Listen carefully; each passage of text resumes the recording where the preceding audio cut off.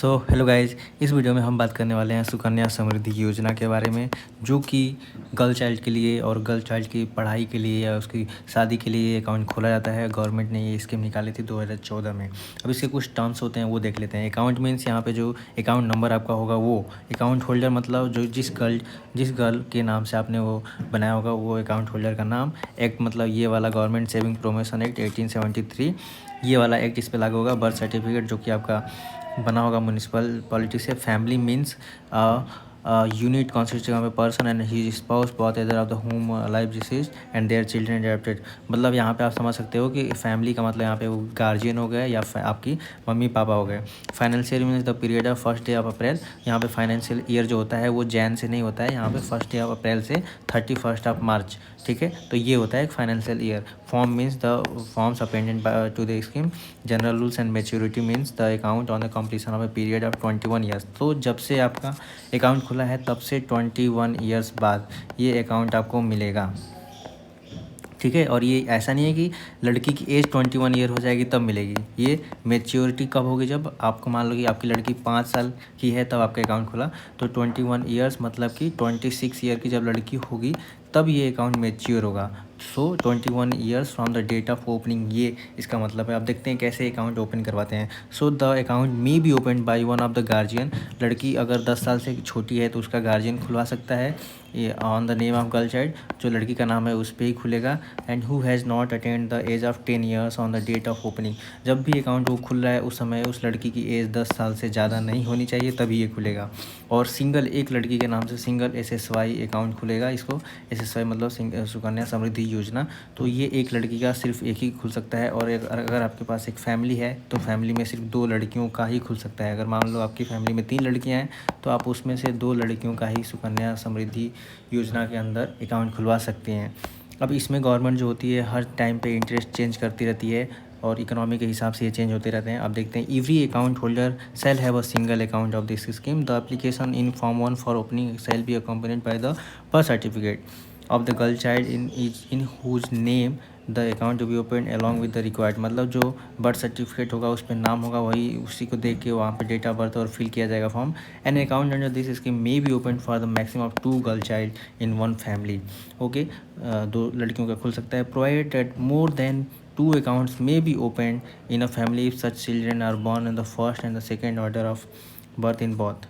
On submission of an affidavit by the guardian supported by the birth certificate of twins or, मतलब यहाँ पे 2 से ज़्यादा खुल सकता है तभी जब वो ट्विंस हो या ट्रिपलेट्स हो, मतलब जुड़वा बच्चे होंगे तभी यहाँ पे उससे खुल सकता है। और इसके लिए आपको एफिडेविट सबमिट करना पड़ेगा।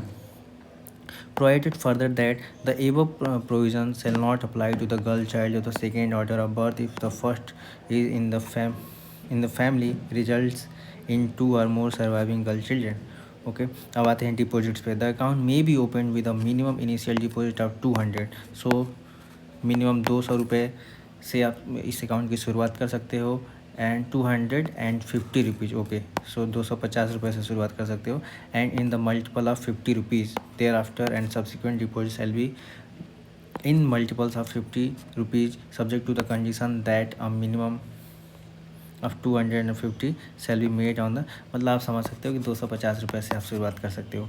The total amount deposit in the account shall not exceed 1,50,000, मतलब 1,50,000 रुपये इन अ फाइनेंशियल ईयर। मतलब एक साल में आप मैक्सिमम टू मैक्सिमम 1,50,000 तक जमा कर सकते हो इस स्कीम के अंडर। और ऐसा ही क्यों किया गया है, क्योंकि यहाँ पे मिलते हैं आपको टैक्स बेनिफिट्स। तो अगर आप ये लिमिट इसीलिए रखी गई है कि इससे ज़्यादा कोई टैक्स बचाने के चक्कर में उससे ज़्यादा भी तो कर सकता है।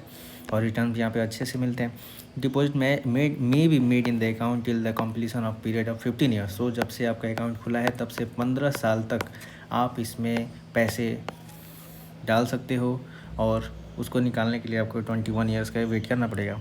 An account in which minimum amount as specified in sub paragraph has not been deposited shall be considered as account under default, provided that an account under default may be regularized at any time completion of the period of the 15 years from the date of opening of on payment of penalty of 50 rupees for each of the default along the minimum annual. In case of an account under default, if not regularized within the time specified under sub paragraph, then the who deposit including the deposit made prior to the date of default shall be eligible for interest at the rate applicable to the okay। अब आते हैं 5वें number पे interest on. सो जो मैं नहीं बता रहा हूँ वो उतना ज़रूरी नहीं है आपको जानना। 5वें नंबर पे आता है interest on deposit. So deposit interest कितना मिलेगा, तो deposit made in the account between 12 December 2019 से 2020 and both inclusive the balance at the credit of the account shall be on interest at the 8.4% per annum. So 8.4% per annum का interest है और ये government कभी भी बढ़ाती भी रहती है, चेंज भी करती रहती है। अब आगे देखते हैं। So the interest shall be calculated for the calendar month on the lowest balance in account between the close of the 5th day and the end of the month। Okay. So यहाँ पे जो interest calculate हो रहा है shall be calculated for the calendar month, एक month के लिए जो कैलकुलेट हो रहा है on the lowest balance in the account between the close of 5th day and the end of the month. So जो 5th डे है तब से लेकर जो एंड ऑफ द मंथ हो रहा है तब तक कैलकुलेट हो रहा है। The interest shall be credited to the account at the end of each financial. So मतलब कि आपका एक साल में जितना इंटरेस्ट हुआ वो फाइनेंशियल ईयर के एंड में आपके बैंक अकाउंट में ट्रांसफ़र हो जाएगा। And any amount of interest in fraction of A rupee shall be rounded up. और जो भी अगर मान लो आपका इंटरेस्ट जो हो रहा है वो फ्रैक्शन में हो रहा है तो उसको राउंड ऑफ कर दिया जाएगा। अब हम देखते हैं interest shall be credited at the end of the financial respective of the change of account office due to transfer of the account during financial year. तो उससे मतलब नहीं है, आपका इंटरेस्ट क्रेडिट हो जाएगा। Operation of account the account shall be operated by the guardian till the account holder attains the age of 18। मतलब जब तक वो अकाउंट होल्डर 18 साल की नहीं हो जाती तब तक गार्जियन या उसके मम्मी पापा द्वारा उसको मेंटेन किया जाएगा। The account shall be operated by the account holder herself after attaining age of 18 year by submitting necessary document. Premature closure of account भी कर सकते हैं अगर आपको अकाउंट, ये बहुत ही टफ होता है और इसको एक बार अगर खोल लिया जाए तो अकाउंट को क्लोज कराने में बहुत सारी दिक्कतें आती हैं, बट हो सकता है प्री मैच्योर क्लोजर। और कैसे होगा, in the event of death of the account holder. अगर उस बच्ची की डेथ हो जाती है तब उसका आप अकाउंट क्लोज करवा सकते हो। The account shall be close immediately using application in form 2 on production of death certificate issued by the competent authority and the balance at the credit of the account and interest due therein there until the date of death shall be paid to the guardian।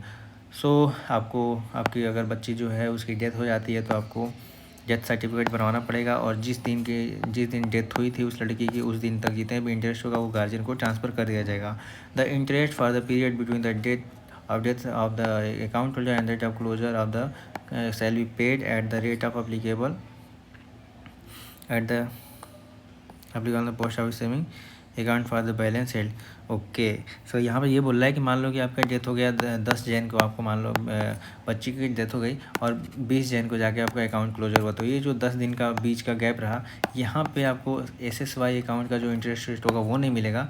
यहाँ पे आपको saving account जो होगा post office का वो rate मिलेगा।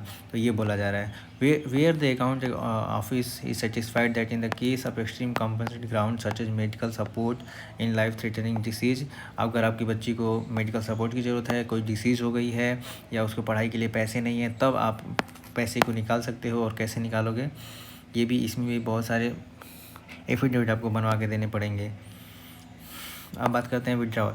अब on the application in form 3 withdrawal of up to maximum of 50% of the amount at the end of the financial year preceding of the year of the application for withdrawal shall be allowed for the purpose of education। so education के लिए आप 50% निकाल सकते हो provided that such withdrawal shall be allowed after the account holder attains the age of 18।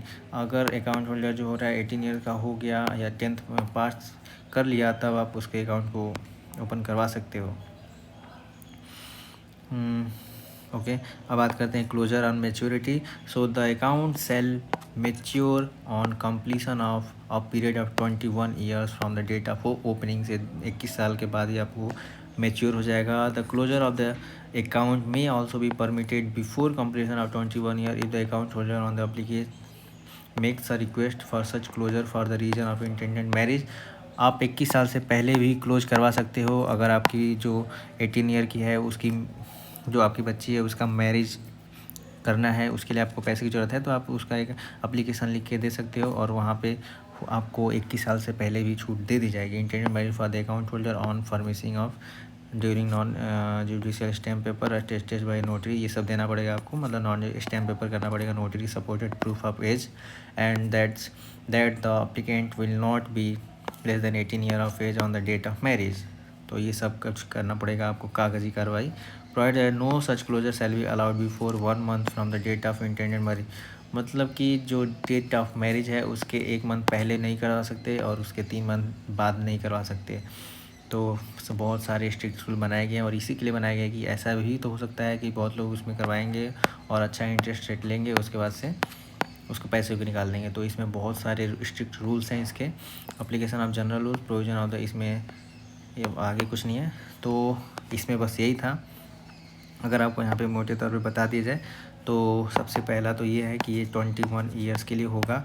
जब आपने खोला है तब से 21 ईयर्स तक इस अकाउंट को रखना होगा। 15 साल तक आप इसमें, आपने मान लो 10,000 पर ईयर सबमिट पैसे जमा कर रहे हो, तो 15 साल में आप 1,50,000 रुपये जमा करोगे और ये निकलेगा कब, उसके 6 साल बाद, मतलब कि 21 ईयर्स बाद।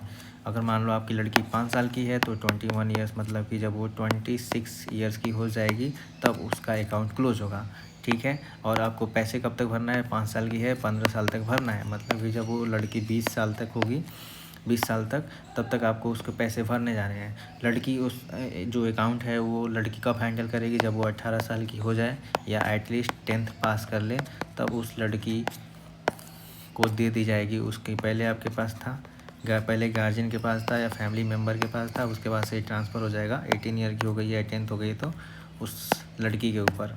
सो इस वीडियो में बस इतना ही। अगर आपको SSY अकाउंट के बारे में और भी कुछ जानना है तो please comment and I will give the details of that scheme. Thank you.